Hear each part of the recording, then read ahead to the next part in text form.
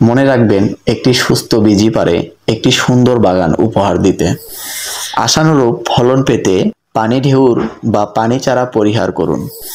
কীটনাশক ও রাসায়নিক সার ব্যবহার না করে অর্গানিক পদ্ধতিতে সাগরকলার বাম্পার ফলন পাওয়ার স্প্রে মেশিনের সাহায্যে পরিষ্কার পানি দিয়ে পাতা ও গাছ ধুয়ে দিতে হবে। সুপ্রিয় দর্শক, আসসালামু আলাইকুম। স্বদেশ খামারের আরও একটি নতুন ভিডিওতে আপনাকে স্বাগতম।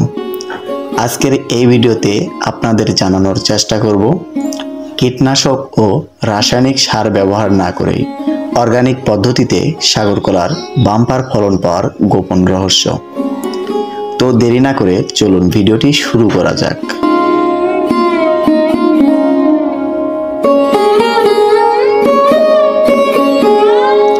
নাম্বার 1, জমি নির্বাচন। কাঙ্ক্ষিত ফলন পেতে হলে এমন জমি নির্বাচন করতে হবে দীর্ঘ সময় জল জমে থাকে না বা অপেক্ষাকৃত উঁচু জমি। মাটির ধরন হবে দোআঁশ বা বেলে দোআঁশ। দিনের বেশিরভাগ সময় সূর্যের আলো থাকে। নাম্বার 2, জমি প্রস্তুত। জমিতে পরিমাণ মতো পচা গোবর প্রয়োগ করতে হবে। মনে রাখবেন, এই গোবর সার বা জৈব সারই সাগরকলার বাম্পার ফলনের কার্যকর ভূমিকা পালন করে। তারপর ট্রাক্টর দিয়ে গভীর চাষ দিতে হবে এবং মই টেনে মাটি সমতল করতে হবে। নাম্বার 3, চারা নির্বাচন। চারা নির্বাচন একটি গুরুত্বপূর্ণ ধাপ।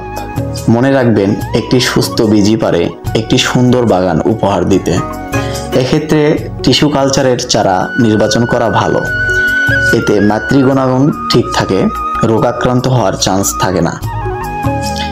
টিস্যু কালচারের চারা জোগাড় করতে না পারলে যথাসাধ্য চেষ্টা করবেন রোগমুক্ত বাগান থেকে চারা সংগ্রহের। আশানুরূপ ফলন পেতে পানি ঢেউর বা পানি চারা পরিহার করুন। ওসি বা তরল ঢেউর নির্বাচন করুন। নাম্বার 4, চারা রোপণ।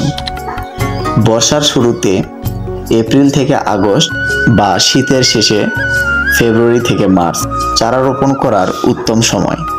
6 ফুট বাই 6 ফুট দূরত্বে একটি গর্ত করতে হবে। গর্তের আকার হবে দৈর্ঘ্য প্রস্থ গভীরতা যথাক্রমে 50 সেন্টিমিটার। গর্ত তৈরির পর অন্তত 7 থেকে 15 দিন রোদে শুকাতে দিতে হবে যাতে জীবাণু নষ্ট হয়।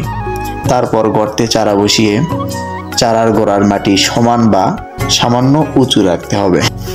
নাম্বার 5, পরিচর্যা। মাটি শুষ্ক থাকলে চারা রোপণের পরেই সেচ দিতে হবে। নিয়মিত আর্দ্রতা বজায় রাখতে হবে। আবার পানিও জমতে দেওয়া যাবে না। যেহেতু আপনি কীটনাশক ব্যবহার করবেন না, তাই পরিচর্যা একটু বেশিই করতে হবে।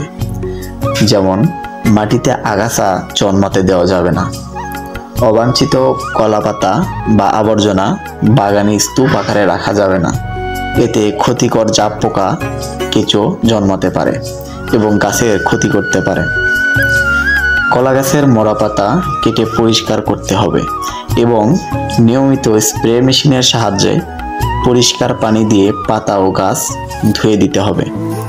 এতে গাছ সুস্থ থাকবে এবং কলার বাম্পার ফলন পাওয়া যাবে ইনশাআল্লাহ। আপনি কি একজন কলা চাষী? আপনি যদি একজন কলা চাষী হয়ে থাকেন, তাহলে আপনার কলা চাষের অভিজ্ঞতা শেয়ার করুন আমাদের কমেন্ট বক্সে। ধন্যবাদ।